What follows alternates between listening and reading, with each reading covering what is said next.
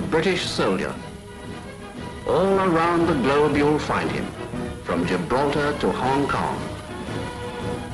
Everywhere he stands against the threatening years, staunch symbol of our common will to order.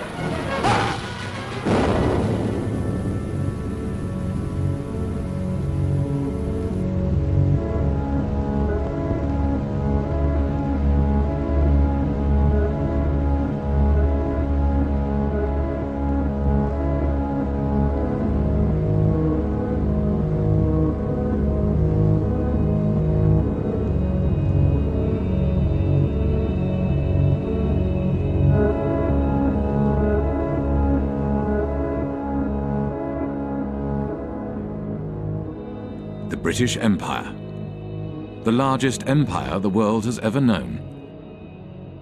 For over 300 years, Britain ruled, its armies conquered, and its bankers proclaimed the might of its currency. But one day it all began to fall apart. One by one, countries declared their independence from Britain, and no amount of force could reverse the tide. As British elites saw their wealth, privileges, and empire disintegrate, they began to search for a new role in a changing world, and they found one in finance. This is a film about how Britain transformed from a colonial power to a modern financial power, and how this transformation has shaped the world we live in.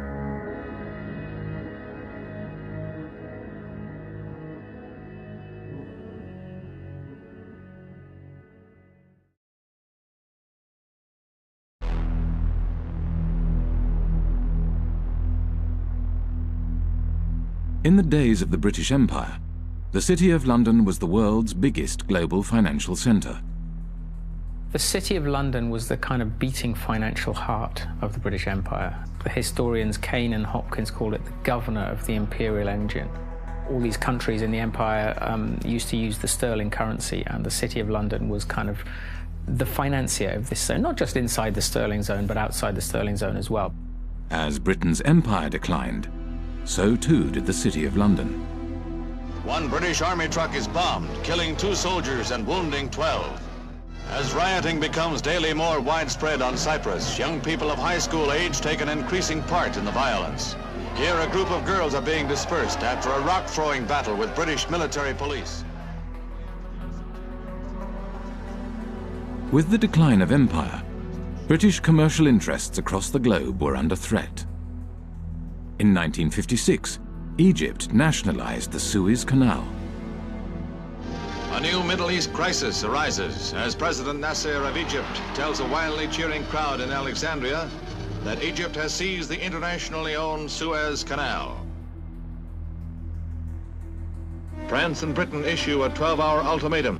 Within hours of its expiration, Britain's warplanes are winging their way to Egypt, and its bombers attack 5 key cities, including Cairo.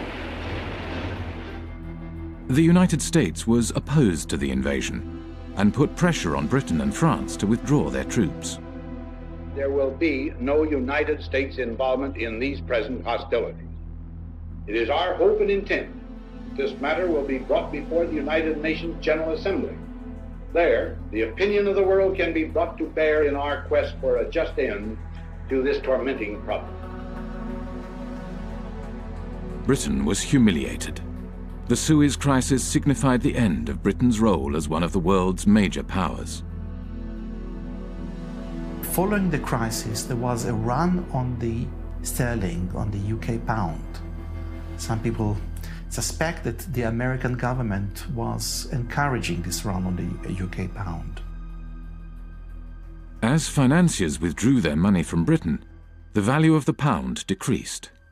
To protect the value of the pound, Britain limited the bank's overseas lending. They were not able to invest abroad, and obviously they were unhappy. And we don't know exactly the context, but it's very clear that the banks or their representative made a representation to the Bank of England, which in itself was dominated by representatives from the banking industry. It seems that they have reached an agreement which was never written, that if the banks intermediated between two non-residents in a foreign currency, in that case the dollar, then this particular intermediation, this particular deal will not be considered by the Bank of England under its own jurisdiction. The banks began to create a market for dollars in London, called the London Eurodollar market. To differentiate these euro market activities from their domestic banking activities, banks kept two sets of accounts. The Bank of England, the UK regulator, declared that the London euro market accounts were not in London. They were elsewhere, and therefore it had no responsibility for regulating them. It's about providing a legal space in which you pretend activity is taking place. And the importance of that is that you pretend it's not taking place in the economy where it really is taking place. So you're taking activity from the place where it's regulated and taxed and pretending that it's happening elsewhere. Now, where doesn't really matter, it's just elsewhere. When American banks realized that London offered the ability to avoid US regulations, they moved their international operations to the city.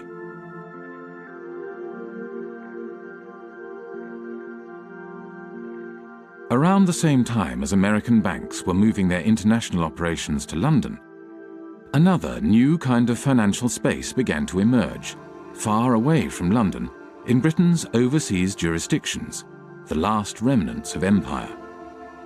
Back in the 60s, the Cayman Islands was a complete backwater. The stories go that mosquitoes were so thick in the air, sometimes they were enough to suffocate cows. That's a legend that you hear about the Cayman Islands. I don't know how true it was, but there was nothing happening there. Accountants and lawyers from London arrived in the Cayman Islands and other British dependencies and began to draft a set of financial secrecy laws and regulations. Because these jurisdictions' main selling point was secrecy, they were called secrecy jurisdictions. What the Cayman Islands was doing was straightforwardly illegal activity. Drugs money was coming in huge quantities, tax evasion, whatever you wanted, you could have it. The Bank of England was observing the developments from London and noted in a report marked secret, dated 11th of April 1969, "We need to be quite sure that the possible proliferation of trust companies, banks, etc., which in most cases would be no more than brass plates manipulating assets outside the islands, does not get out of hand. There is, of course, no objection to their providing bolt holes for non-residents, but we need to be sure that in so doing, opportunities are not created for the transfer of UK capital to the non-sterling area outside UK rules." These small territories, the last remnants of the British Empire, which are still overseas territories today, they are still the last remnants of the British Empire. There are 14 of these overseas territories. 7 of them are bona fide tax havens, including the Cayman Islands, Bermuda, the British Virgin Islands. Some of the biggest tax havens in the world today are still British. With access to large amounts of offshore money, the euro market grew rapidly. By 1980, it had reached $500 billion. By 1988, $4.8 trillion. And by 1997, nearly 90% of all international loans were made through this market. The British Empire had sunk, leaving hardly a trace behind. But the City of London adapted and survived.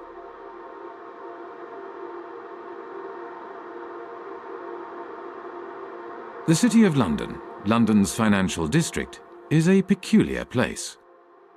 It has been called a city within a city, a state within a state. It is run by an organisation called the City of London Corporation, a private company that performs all the functions of a local council with a private police force and private courts. Those of you who aren't from the UK, some of you even who are, might not be aware just how weird a thing the little City of London is within the big London. The City of London is a separate entity to the wider London, and it has its own head, the Lord Mayor, who's distinct from the Mayor, who runs the rest of London. Every November, the city stages the Lord Mayor's Show, the world's oldest civic procession.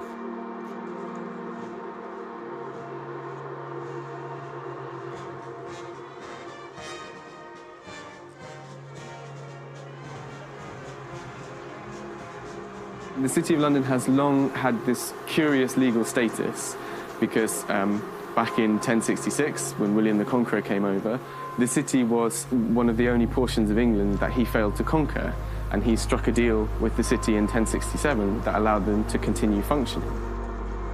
To this day, the City of London is exempt from numerous laws that govern the rest of Britain. Its political system derives from the Middle Ages. The city's electorate is dominated not by its residents, but by the private businesses operating within the city. Its Lord Mayor is selected by the heads of medieval guilds. They have a representative in the House of Commons called the Remembrancer. Apart from the clerks of the court of the House of Commons, he's the only unelected person there. All other lobbyists have to stop, in the lobby. They're not allowed past the lobby. The City of London has a permanent representative in the House of Commons, whose role is to report back to the City of London Corporation and to lobby Parliament on behalf of the city. The Corporation of London, clearly, it's a unique and interesting phenomenon that should have attracted many political scientists, political economists and economists. But I don't know of anyone who has studied systematically the Corporation of London and its impact on policy or economic policy. So we can only surmise. Some people assume or surmise that the Corporation of London is extremely powerful and is able in one way or another to shape British policy, particularly in financial matters. Clement Attlee, the Prime Minister after the Second World War, had something to say about the City of London Corporation. He did, yes. So over and over again, we have seen that there is in this country another power than that which has its seat at Westminster. The City of London, a convenient term for a collection of financial interests, is able to assert itself against the government of the country. Those who control money can pursue a policy at home and abroad, contrary to that which has been decided by the people.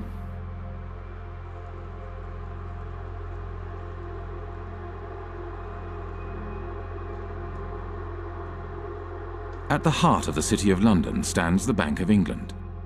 The Bank of England is not just a central bank, it is also a financial regulator. At the demise of empire, the Bank of England used this regulatory authority to help attract the world's banks to London. In 1972, the Bank of England issued a license to the Bank of Credit and Commerce International, which set up its head office in London. Within 10 years, BCCI grew into the 7th largest bank in the world. 10 years later, BCCI was bankrupt. The deputy director of the CIA, Richard Kerr, said late today that the CIA did use BCCI to support CIA activities overseas. But BCCI had not just collaborated with the world's intelligence services. It had also engaged in extensive financial fraud, money laundering, and terrorist financing. BCCI constituted international global crime of a level that boggles the mind. BCCI was financing terrorism. The Bank of England knew it, says the report, but instead of supervising it properly, it tried to prevent the bank's collapse. I am saying very directly that the Bank of England had sufficient information in front of it to close BCCI 15 months earlier than it did. Millions of depositors were hurt in that process. Numerous whistleblowers from BCCI had contacted the Bank of England, yet the Bank of England did nothing. The Bank of England had plenty of time to intervene and investigate, but it did not do so because the tradition at that time, which still survives, is that, well, actually, you have to just kind of send hints and talk over lunch tables with the chaps regulating other chaps, and all would be well. Robin Lee Pemberton, the governor of the Bank of England at the time of the collapse of BCCI, commented, "The present system of supervision has served the community well. If we closed down a bank every time we found an incidence of fraud, you would have rather fewer banks than we do at the moment." London was a place for banks to engage in business that was not allowed elsewhere, where senior bankers did not have to worry about the consequences of their actions. This is one of the reasons why today there are more banks in London than in any other financial centre. In Britain, nobody goes to jail. No bankers go to jail. They generally don't. They are a protected species. And that is part of the offshore business model of the UK, is to say, we will protect you, we will bring your money here, we will look after you, we're not going to put you in prison, we'll let you do what you want.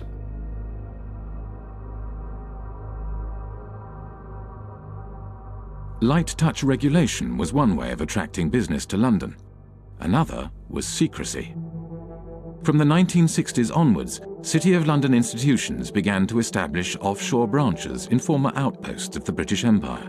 Their aim was to create offshore centres with strong secrecy legislation in order to attract capital from across the globe. Swiss banking secrecy is the most famous, the most well-known. You know, put your money in a Swiss bank and they promise not to tell anybody, and that's one kind of secrecy. But another kind of secrecy, which is very British, is the trust. And the trust is a very slippery, complicated and devious mechanism. Trusts emerged, the legend has it, from the time of the Crusades, when the knights would go off and fight in foreign lands, and they would leave their assets in the care of trusted stewards. What trusts do ultimately is they play with the concept of ownership. Ownership is not such a simple thing. So the settlor, the knight in this case, would hand over the assets to someone who these days would be called a trustee. It's often a lawyer. Legally, you are separated from those assets. They're not yours anymore. There's a barrier. You can't be taxed on them. Nobody's going to find anything about your connection to these assets. In Britain's offshore jurisdictions, no qualifications are necessary to be a trustee. Anyone can set up a trust and act as a trustee. There is no registry of trusts. There are no bodies to certify that a trust has been set up. The only persons who know about the creation of this agreement are the trustee and the settlor. There's no obligation to register it. There is no financial reporting obligation of trusts. They're not required to put annual statements onto account anywhere. So actually trusts are, to all intents and purposes, invisible arrangements. Economist John Christensen was an economic advisor to the secrecy jurisdiction of Jersey for 10 years. We're not talking about a few million. We're talking now about trillions. Trillions of dollars of capital, which apparently belong to nobody. For tax purposes and for other purposes, they belong to nobody. Everything, works of arts, gold bullion, racehorses, cars, real estate, not just financial assets, but a whole load of non-financial assets belong to these trusts, sitting there belonging to nobody. Now think that one through, because we are talking about maybe as much as $50 trillion of assets sitting offshore behind these instruments. Well, the Cayman Islands are among several British overseas territories who have signed a new information exchange agreement with Britain and the rest of Europe to tackle tax evasion. The countries are now required to automatically provide details of the ownership of bank accounts and how they're used. Cayman became the first signatory last week. It's important that the Cayman Islands should be recognised as the first overseas territory to sign such an agreement with the United Kingdom. And I think this importantly reflects the constructive approach that the Cayman Islands has taken in delivering our shared objective of rooting out tax evasion.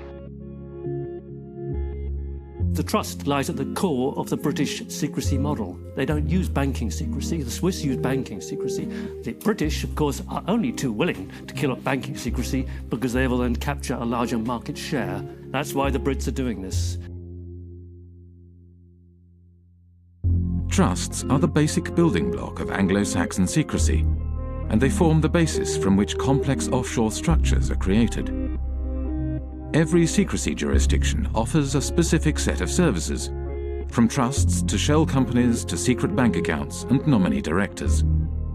The combination of these services into complex structures, spanning multiple jurisdictions, enables the creation of secrecy structures that are almost impossible to penetrate.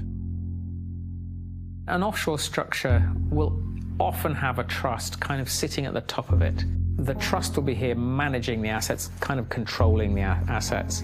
Underneath it, the trust will own some shell companies.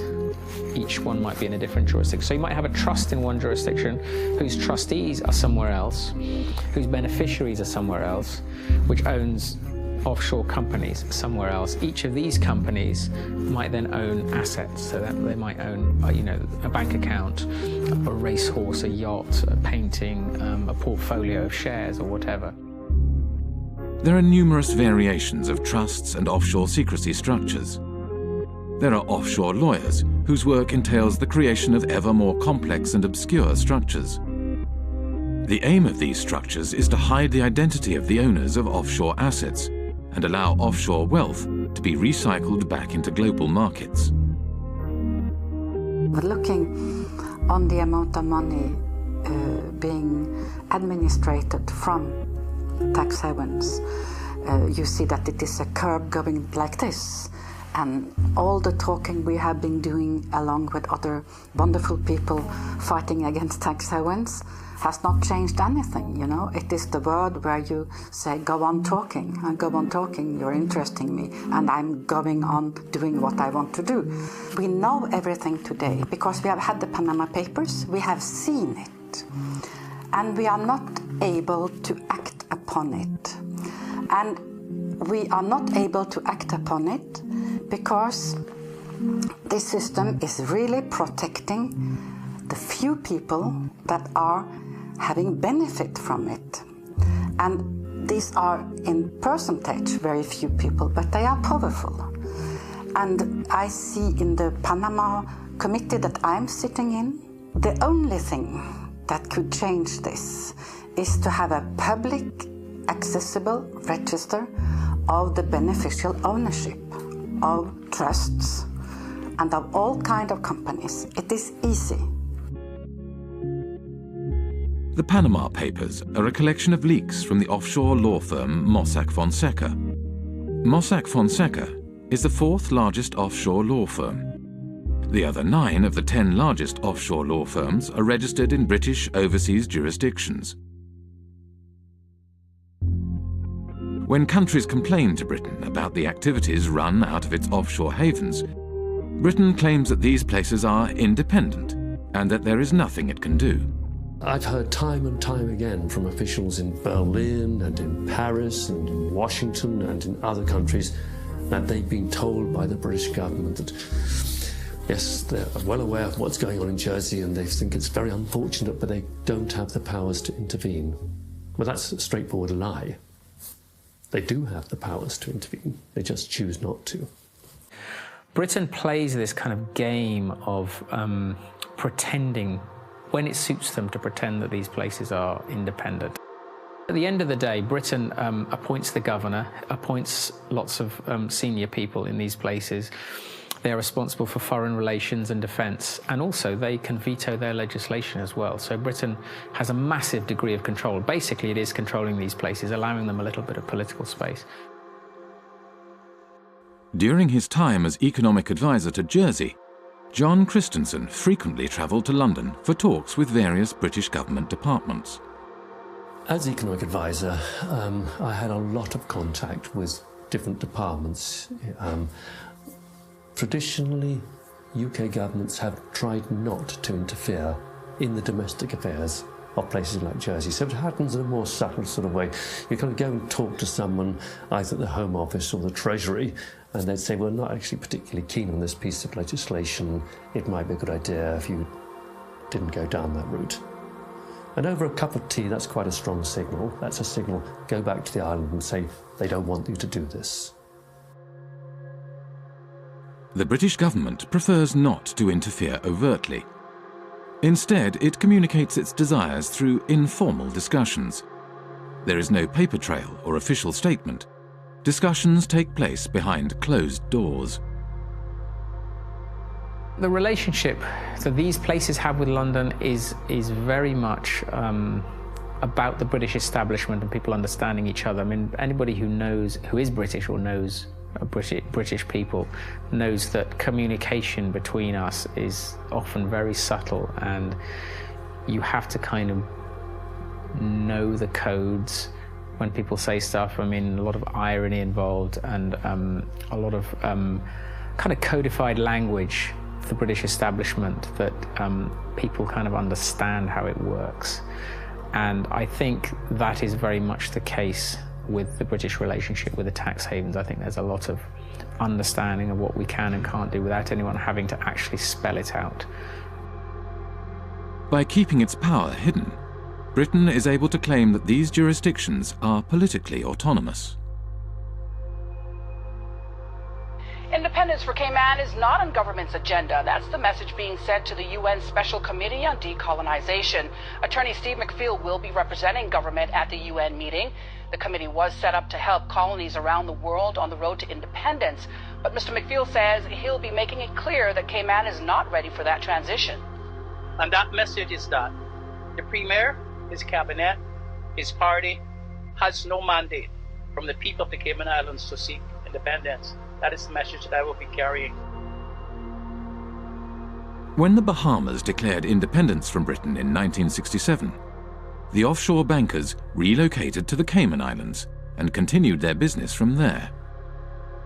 It was the British connection that reassured bankers and their clients that their money was safe.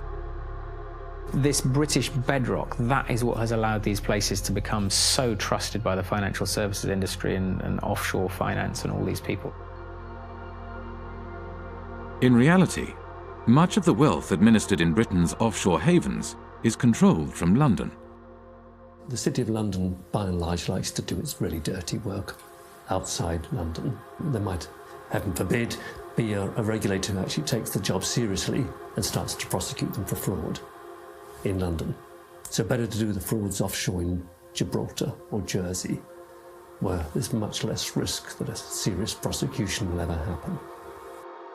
Deals are often discussed and concluded in London, but then registered offshore for tax, transparency, and regulatory purposes. What they allow the city to do is to get involved in dirty business, but then when the scandal hits, to say, well, they're kind of independent, there's nothing we can do about those places, that's not us, that's tax haven activity, and we're the city, you know, we're not involved in that kind of stuff. So it's an incredibly kind of convenient relationship. The City of London has shaped the way in which Jersey, Guernsey, and the British overseas territories have developed as tax havens. I see these places as the Frankensteins created by the City of London. Today, the UK is the world's largest provider of international financial services.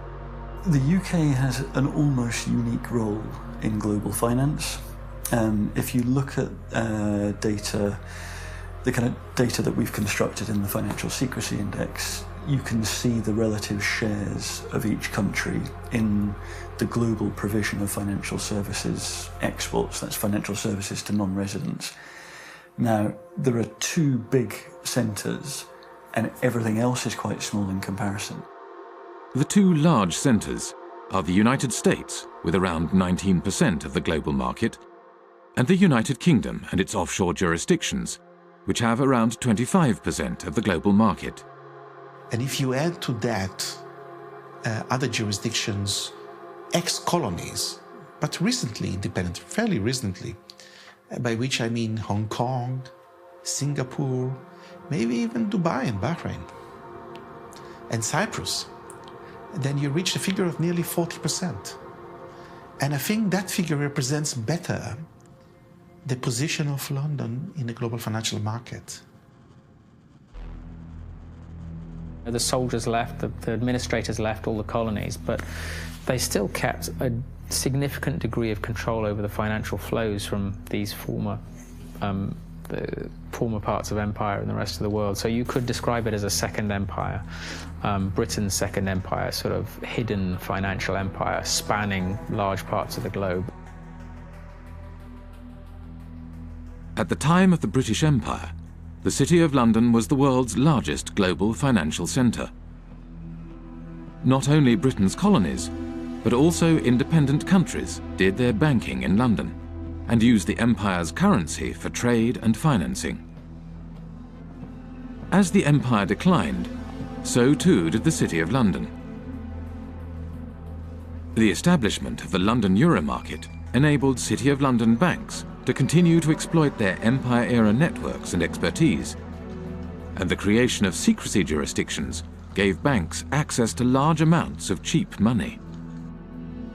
International banks from across the globe set up branches in London and Britain's offshore jurisdictions in order to take advantage of this new system. This system has taken the place of the occupation, up till 62. For France, I don't know for England, but about the same time, England were physically present in India, for instance, or in other colonies. And when you look at the money flows through the tax havens, they are increasing when we withdraw from the colonies. We are still plundering developing countries as former colonial powers. Wealthy individuals, organized crime, and corporations shifted their wealth offshore in exchange for secrecy and no tax. And as countries around the world began to deregulate and open their economies, it became ever easier to do so. Today, as much as half of all global offshore wealth may be hidden in Britain's secrecy jurisdictions. One of the losers is Africa, whose flight capital flows mostly into the modern British spider's web. I think it's no coincidence that Britain's offshore empire emerged more or less at the same time as the collapse of the former empire. We tend to think of Africa as being a huge net debtor to the rest of the world. But that was the extent of their debts at the end of 2008, 177 billion. The debt of sub-Saharan African nations stood at $177 billion in 2008. Yet the wealth these countries' elites had moved offshore between 1970 and 2008 is estimated at $944 billion, over 5 times their foreign debt. $944 billion. Do the maths. Far from being a net debtor, Africa, sub-Saharan Africa, is a net creditor to the rest of the world. As capital moved offshore, African nations borrowed money from international banks at high interest. Over time, these debts became so great that they may never be repaid. Secrecy jurisdictions were starving developing nations of their wealth and their tax revenues. For a long time, a lot of developing countries, including recently Ecuador, have been trying to set up a UN tax body which is of a higher value than what is currently there, which is the UN Tax Committee. And every time this has happened, it has gotten blocked. During the financing for development process in Addis Ababa last year, I think it was the UK and the US that blocked attempts again to set up this World Tax Organization. So why would they not want to have democratic decision-making in global decisions on how tax gets collected across borders? I don't understand this. As long as we have cross-border activity that involves both criminal and legal activity, as long as we're unable to separate the two, this is going to continue to be a problem.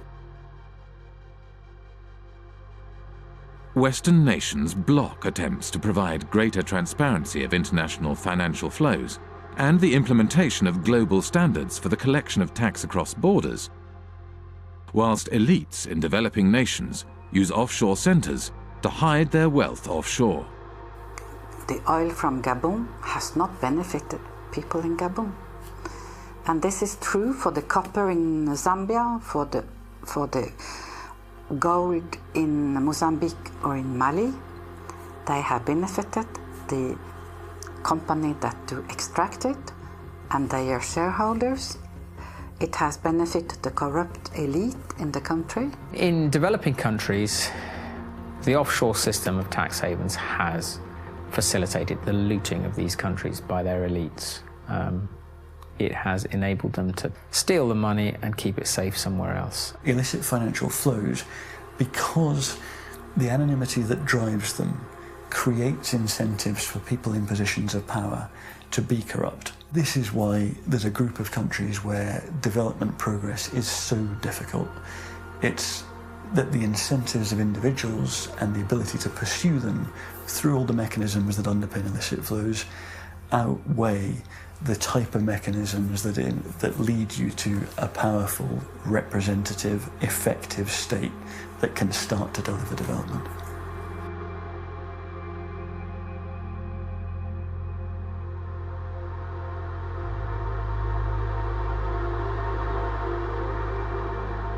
Worldwide, developing countries lose over $1 trillion every year in capital flight and tax evasion. Most of this wealth flows into large Western nations like the United States and Britain and enables their currencies to stay strong, whilst developing nations' currencies remain weak. But illicit flows into Western nations also had another unexpected side effect. The economies of the United States and Britain began to financialize. The origins of this financialization, or de-industrialization, go back to the 1960s. Anti-war demonstrators protest U.S. involvement in the Vietnam War in mass marches, rallies, and demonstrations. President Johnson, meanwhile, let it be known that the FBI is closely watching all anti-war activity. In the 1960s, U.S. economist Michael Hudson was working at Chase Manhattan Bank on Wall Street as Chase's balance of payments economist. During the 1960s, the United States balance of payments deficit was entirely a result of foreign military expenditures. Dollars were flowing out of the United States as a result of the cost of the Vietnam War. The United States attempted to prevent the dollars flowing to Vietnam from being deposited in foreign banks. The government asked Chase to set up a branch in Saigon during the Vietnam War. And as you can imagine, it didn't have windows. It was sort of a fortress. It lost money, but the government went to Chase because it said, if you don't get this money that's being thrown off by the military in Vietnam, then it's going to go into French banks. It'll get to General de Gaulle, and you know what he's going to do every month. He's going to cash it in for gold. That's what the United States was trying to stop. The US was not successful in stopping the outflow of money, so it began to hatch a different plan. In 1967, Michael Hudson was handed a memo by a former State Department employee. In 1967, I was given by a former State Department employee in the elevator at Chase Manhattan a memo from the State Department urging that Chase Manhattan would take the lead in helping the United States become the Switzerland of the world, meaning the flight capital. The State Department, through Chase, asked me to estimate how much money do you think is available if America were to become the new Switzerland, and how do we do it? The plan was to organize offshore banking centers in the Caribbean and elsewhere, and the hot money wouldn't come directly into Chase because that wouldn't be nice and very legal. What happened was that the Latin American criminals, other criminals, drug dealers, all sorts of organized crime, would put their money in the offshore Caribbean banks, and these offshore banks would then deposit the inflow in the head office. By moving offshore dollars back into the United States, the US was able to stop the outflow of dollars and support the value of its currency. Every country looks to its foreign exchange rate. And the foreign exchange rate is not only imports and exports, it's capital movements. And if you look at the International Monetary Fund's monthly international financial statistics, you have sort of a steady balance of trade, a steady immigrants' remittances. What goes up and down are called errors and omissions. What the United Nations and the IMF call errors and omissions are flight capital. It's the reason that it's omitted is they don't like to really look at this. In the 1930s, Roy Ovid Hall, economist for the U.S. Commerce Department, wanted to include criminal movements in the balance of payment statistics. And Congress got very upset. I was told in Washington, the argument was, we're a Christian country. We don't want to report crime. It's just, don't look at it. And they forbid him to include criminal money in the balance of payments. I guess now you call it errors and omissions. You don't call it criminal inflow and outflow.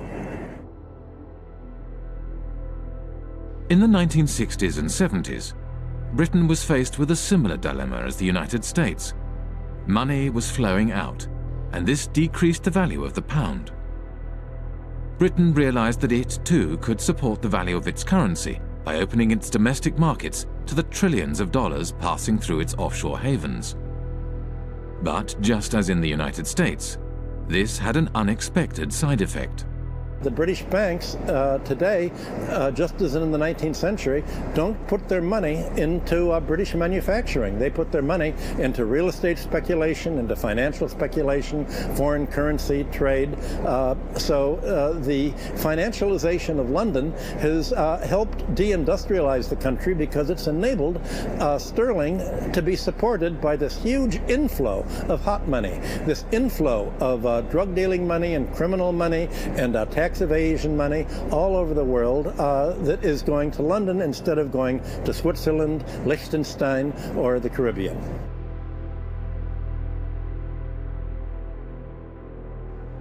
With the silent backing of the United States, Britain's offshore havens grew rapidly, and before long, the offshore system developed into the world's dominant international financial market. Few were aware how this market functioned. In 1986, economist John Christensen went offshore to investigate. He applied for a position at the Jersey office of one of the world's major accounting firms. But Deloitte & Touche, I was working in what's called company and trust administration, straightforward offshore stuff. I went offshore specifically to work in that area because that's where you're dealing with the offshore companies, the shell companies, the offshore trusts, and you're administering them. That way I could see from working inside a big global accounting firm exactly what the clients were doing. I had complete access to all the client files. And over the course of my period of working with Deloitte & Touche, I investigated over 100 of their clients offshore, and this is what I found. There were some insider traders, some market rigging, some avoiding disclosure of conflicts of interest, illicit arms trading, illicit political campaign donations, contract kickbacks, bribery, fraudulent invoicing, trade mispricing, and, at the bottom, tax evasion. Okay? This is what the clients were doing. On the basis of a sample of the clients that I looked at, not a single client was involved in what I would regard as genuinely legitimate activity. They were all involved in some kind of tax dodging or worse. I met with Carl Levin, he used to be an American senator, and he made a lot of inquiries into private banking, asking questions to the bankers. What do you think the percentage is among your clients that are using these companies for legitimate purposes? And the answer was, I believe that 99.9% of my clients are using these companies for illicit purposes. This is a reality. This is American bankers telling what they are doing. And it's exactly the same thing with UK bankers helping their clients to have accounts in Panama or in Bermuda or in Cayman Islands. secrecy jurisdictions are heavily used for fraudulent and grey area financial activities. Areas where secrecy is not just desirable, but a necessity. Legitimate financial activity has no need for the secrecy offshore havens provide, nor a desire to pay the high fees offshore banks and law firms charge. Today, close to half of the world's secrecy jurisdictions are British dependencies. In public, these jurisdictions claim they are transparent and their financial services sectors are engaged in legitimate financial activities. Our economy is not based on secrecy. It's based on transparency. It's based on a sound regulatory environment. It's based on good governance and good government with a British government legal system. That's what our financial institutions are based on. Well, tonight we have a response from the head of Cayman Finance after a group of U.S.-based anti-tax evasion activists announced plans to travel to Cayman to draw attention to what they feel is corporate tax evasion. Finance Chairman Mr. Richard Cole says he's encouraging the group to visit and says our financial sector has nothing to hide. I would say if anybody wants to come to Cayman to find out what's coming, you know, what we do here, come on down. We have no secrets here. When I went to the Cayman Islands back in 2008, I think it was, I called the government spokesman and he said, okay, we have had an order from on high that nobody is allowed to speak to you. You are off limits. In 2011, journalist Nicholas Shaxson released Treasure Islands, a groundbreaking book about the offshore system. The author of a series of international media reports says he would welcome a debate with Cayman Finance Chair Tony Travers. Mr. Travers recently called Nicholas Shaxson an imbecile with the understanding of an 11-year-old. There are always going to be the politics of envy. Now, the politics of envy are exacerbated by imbeciles who don't actually understand what's going on in the Cayman Islands. I don't know what he's talking about. And furthermore, he doesn't know what he's talking about. The Cayman Islands is the 5th largest financial centre in the world. It hosts 80,000 registered companies, over 3/4 of the world's hedge funds, and $1.9 trillion in deposits. It has a population of 60,000, roughly equivalent to New York's homeless population. A strange mixture of characters populate the offshore world. British ex-public schoolboys, members of the world's intelligence services, global criminals, assorted lords and ladies, and bankers galore. With so much at stake for so many wealthy and powerful individuals, it may come as no surprise that Britain's offshore havens have developed their own curious mechanisms to prevent information from leaking out. For many people who work offshore and who don't like what they're doing, it's very hard indeed to dissent, because they will be attacked personally with a degree of viciousness which is quite extraordinary. Most of the time the instruments of suppression are relatively sophisticated. You won't get promotion by doing this, or your family won't like it. It's not generally, let's slam them in prison. That's far too crude. We are talking about very substantially, you know, the establishment, the British establishment in these cases. The mechanisms are very, very subtle. Sort of ostracism is one way of doing it. These peculiar mechanisms for, you know, if someone tries to blow the whistle, you find all sorts of methods that aren't the most, you know, just fire them, you give them far too much work to do, you steer them in a different direction. One person who is intimately familiar with how suppression works offshore is former Jersey Senator and Health Minister Stuart Sivray. In 2009, he leaked a report on a rogue nurse suspected of killing patients at Jersey's hospital. It all came to a head during a state's debate on Tuesday the 10th of March. Senator Stuart Sivray brought the sitting to a standstill, claiming Senator Jimmy Pershard had sworn at him and told him to go and top himself. Senator Pershard denied the claim, saying, "I absolutely refute that." But less than a week later, he was forced to admit he'd lied. Senator Pershard has now admitted that on another occasion he did tell Senator Stuart Sivray to go and do everyone a favour and slit his wrists. I was arrested at my house one morning by 6 plainclothes police officers. There were another 2 specialist data search police officers on hand, and also another 2 police officers in full body armour, one of those battering rams they kind of use in drugs raids. So 10 police officers descended on me without a search warrant. The property was turned over from top to bottom.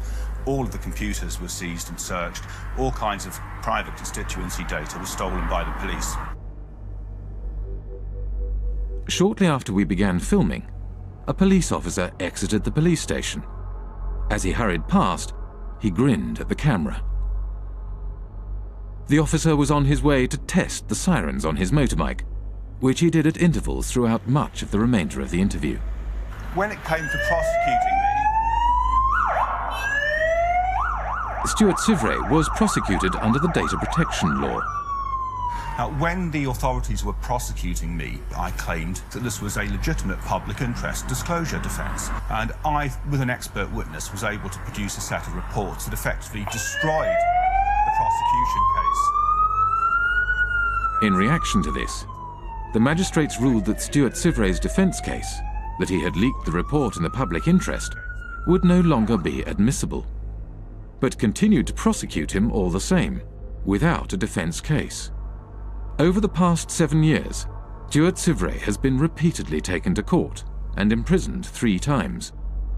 He does not know when or if the persecution will end, nor does he know when he will find himself behind bars again. To look at Jersey from the outside, it looks like it's got a prosecution system, it looks like it's got a court and a legislature, but none of it's real. It's a Potemkin village. None of these systems in Jersey meet the tests of being objective or actually functioning properly.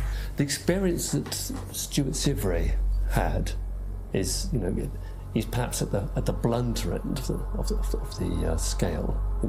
He was simply suppressed and taken to court on trumped-up charges. So let's carry on pretending to do the interview. They might get bored. This is the kind of how oppression happens in Jersey. You see, all kinds of little things get done to harass people. Even they don't often go to the kind of extremes that they did against me in terms of actually arresting me and putting me in prison. But the authorities use all kinds of other lesser little methods to interfere with people, kind of sabotage things. Obstruct people, make life difficult for people. If you annoy the establishment in Jersey, you won't get a job here. Your children won't get decent jobs. That's kind of how it works. I went to Jersey in March 2009 with Nick Shaxson. About 24 hours after we arrived in Jersey, we were there for several days. Nick said, have you noticed that we're being followed? Ever since we arrived at the airport, we've been followed. He said, don't look now, but we're being followed now. Turns out he was quite correct. We were being followed. And I found that very disturbing indeed.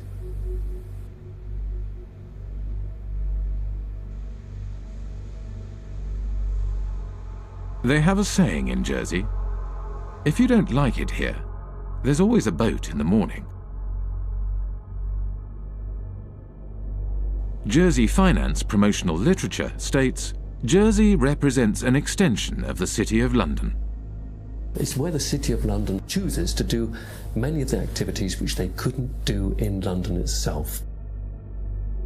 We're here just to talk about this one company called Appleby. I'll just read what they say on their website.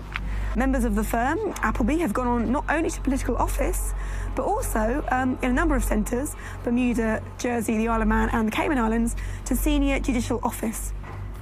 So essentially, they're boasting of the fact that their staff and their partners have a real interchange between the people that are in power in these offshore financial centres. The same lawyers and accountants who set up and administer offshore trusts also occupy senior political positions. In Britain's offshore world, Most politicians are in business. They lobby for business and promote business interests. They draft, refine, and pass legislation. Politicians sit on the boards of the companies they are supposed to regulate. There is no place for dirty money in Britain. Indeed, there should be no place for dirty money anywhere.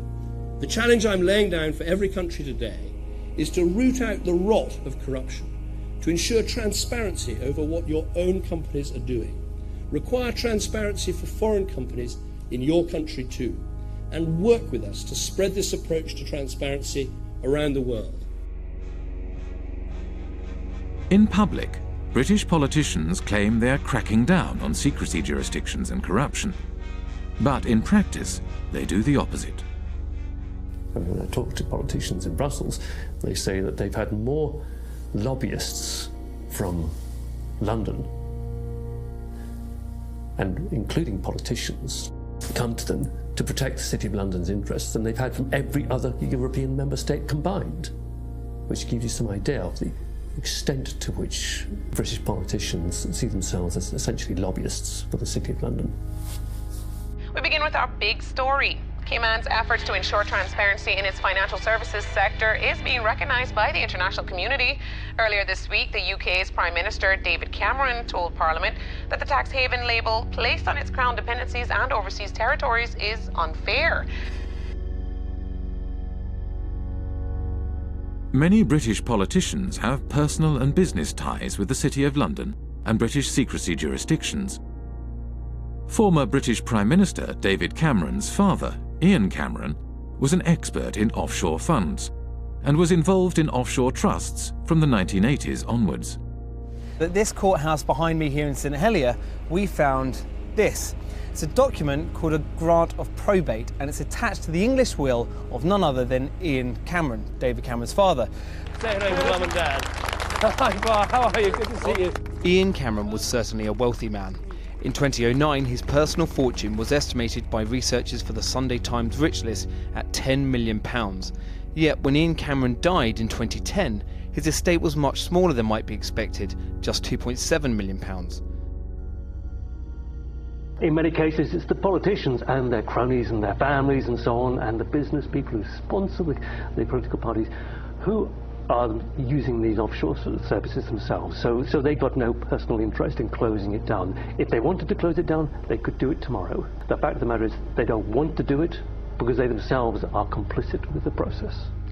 If you come from the same kind of background, you know the right people, then all the kind of legal niceties will often fall away. You can get away with doing all sorts of things that they wouldn't just let any old person, you know, if you came knocking on the door saying, can you set up an offshore company to do this, they'd tell you to get lost. But if you're part of the networks, you can do these kinds of things. So that's a very important part of the whole system. Upper class British public school kind of establishment that has been there since, you know, for centuries.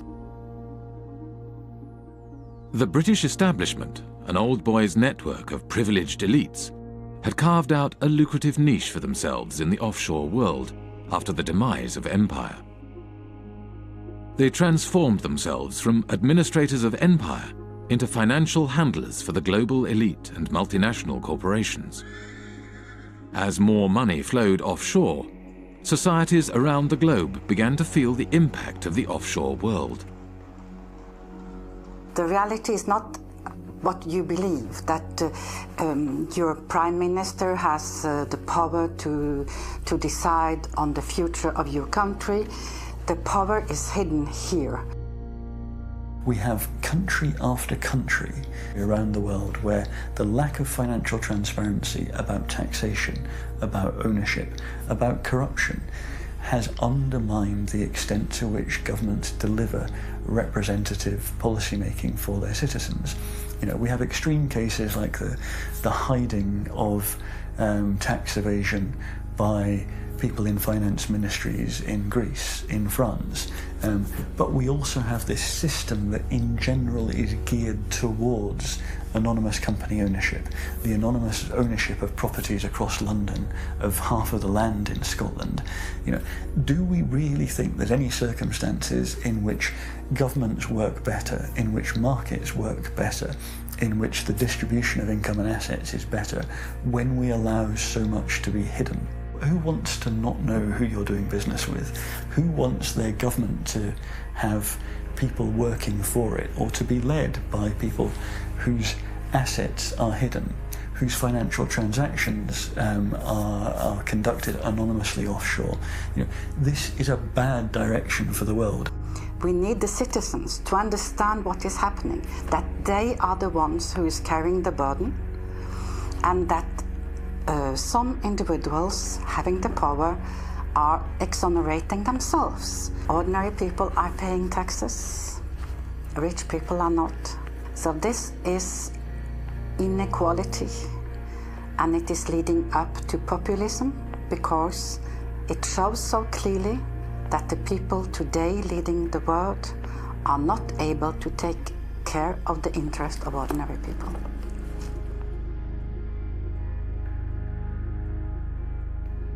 Back in the 60s and 70s, you know, tax evasion or pushing back against taxation, it was kind of seen as anti-establishment. So, you know, the Rolling Stones and Phil Collins, all these people kind of going offshore, going away. It was seen as a sort of rebellious thing to do. And if you fast forward to the present day, now that is the establishment. The offshore system is the establishment. Today, offshore is the way elites and multinational corporations conduct their affairs. Tax evasion is the way business is done. This kind of sophisticated cheating requires a huge infrastructure. We like to talk about the pinstripe infrastructure of highly educated people who think it is their right to help others to cheat societies.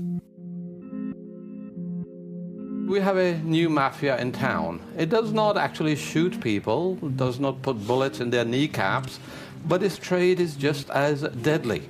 It deprives people of opportunities to have healthcare, education, security, justice, and essentially a fulfilling life. Accountants form the backbone of the offshore system.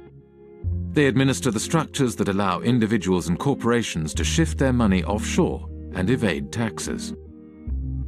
There are about 2.5 million professionally qualified accountants on this planet. About 330,000 are in the UK. Well-known people, well-dressed, well-fed, highly paid, are sitting in city centre offices, and they are paid to dream up tax avoidance schemes for individuals and for corporations. We can all elect a government which says, vote for us, we will give you better healthcare, better education, better security.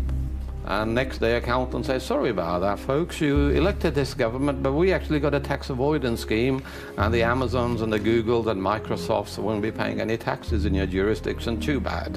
You voted for it, but actually you're going to get something else. So it's a crazy world that part of the business model at big accountancy firms is how to deny public the services by erosion of tax revenues.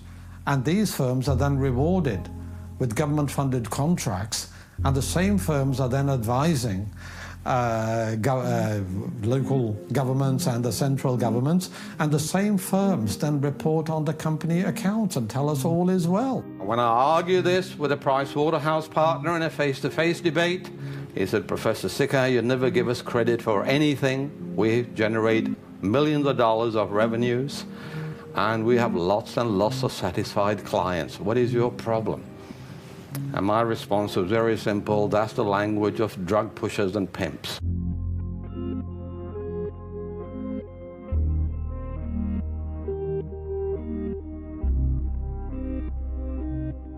In Britain, a new breed of civil servant was rising to the top. One such civil servant was Dave Hartnett, who rose to the top of HMRC, the UK tax authority.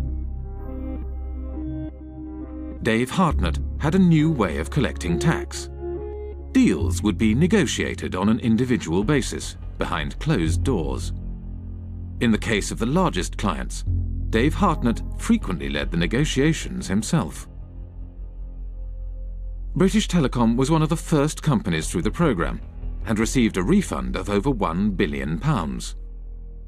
BT's chief executive, Ben Verweyen, wrote, "Earnings per share up 14%, and nice to know that we have a £1 billion credit from the taxman." Dave Hartnett claimed this approach was more efficient. Litigation in the courts is really phenomenally expensive in this day and age all over the world, and I think is to be avoided where possible. And the art is to persuade people to pay by strength of argument and the like.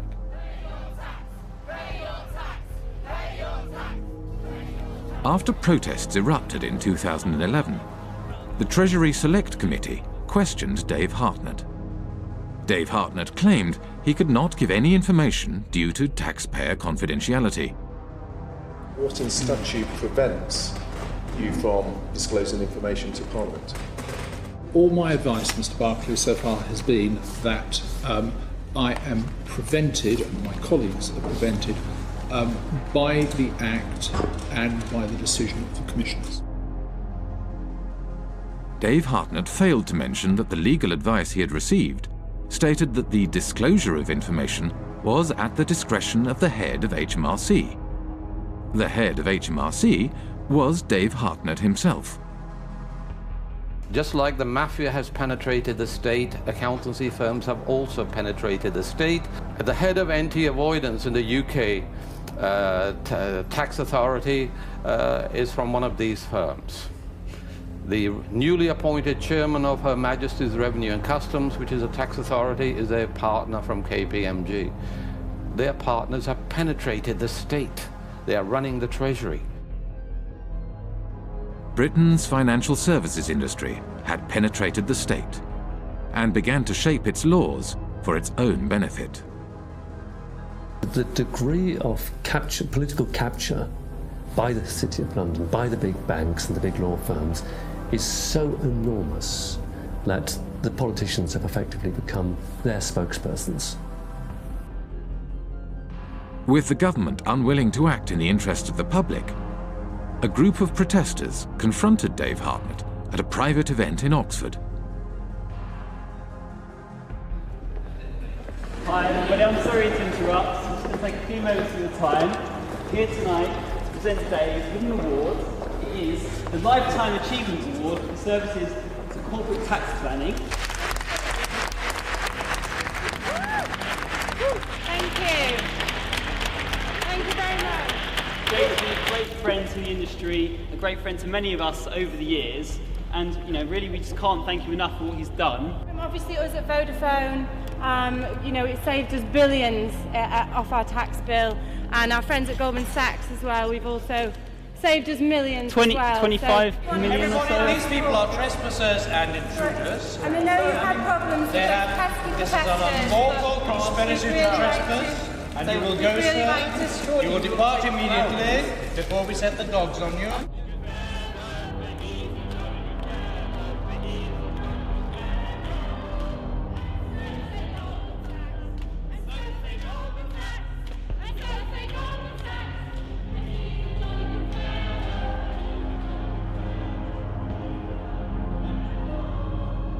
Go. You're trespassing. So sorry. Please you are trespassing, scum. Go.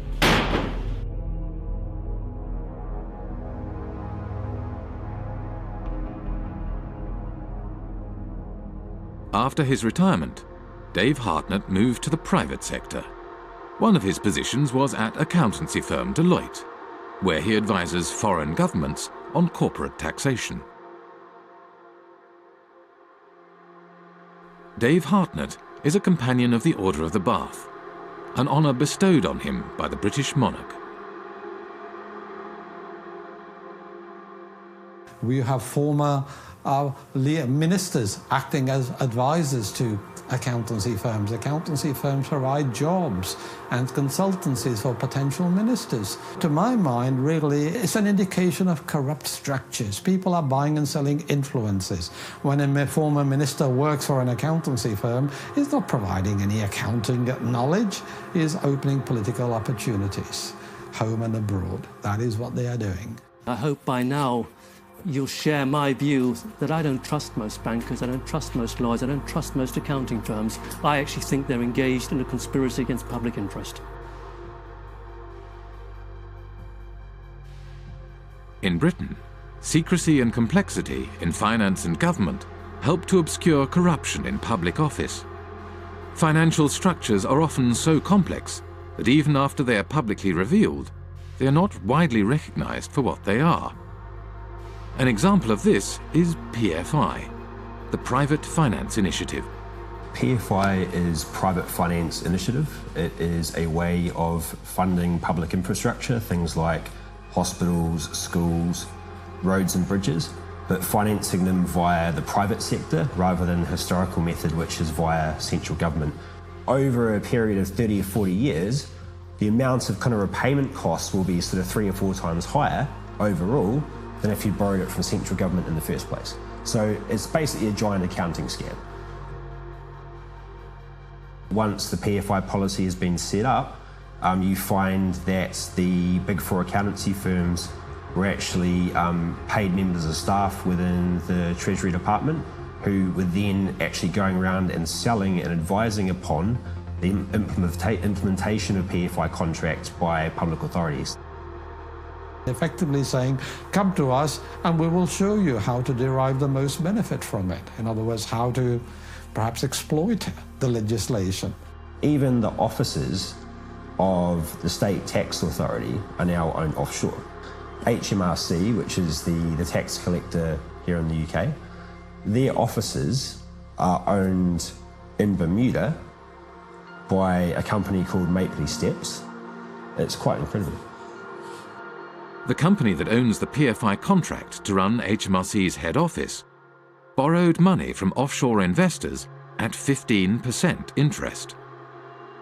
Because the interest was so high, the company was losing money.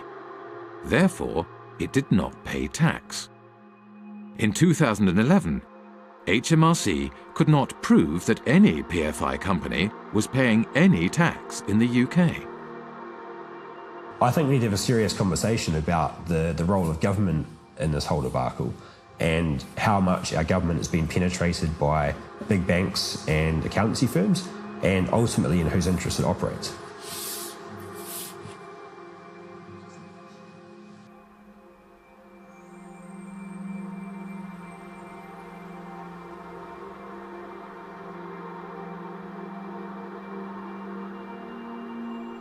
The reason we were protesting outside the Africa PPP conference is that we wanted to make sure that citizens back in Africa should hear about the fact that such policies have been a complete failure here in the UK.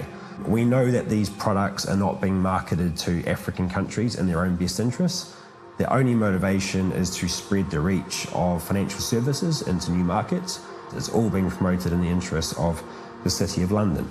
What you're seeing is basically a second form of colonialisation. You've had initially occupation, resource extraction, and through that process, countries like Britain, which have had a large offshore empire, have developed significant networks, and now those networks are being used to promote and exploit financial services.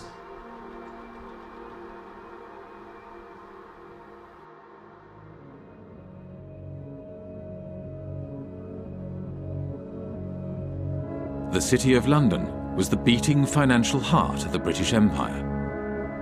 As Britain's empire declined, the city transformed itself from a hub operating the financial machinery of empire into a global financial centre.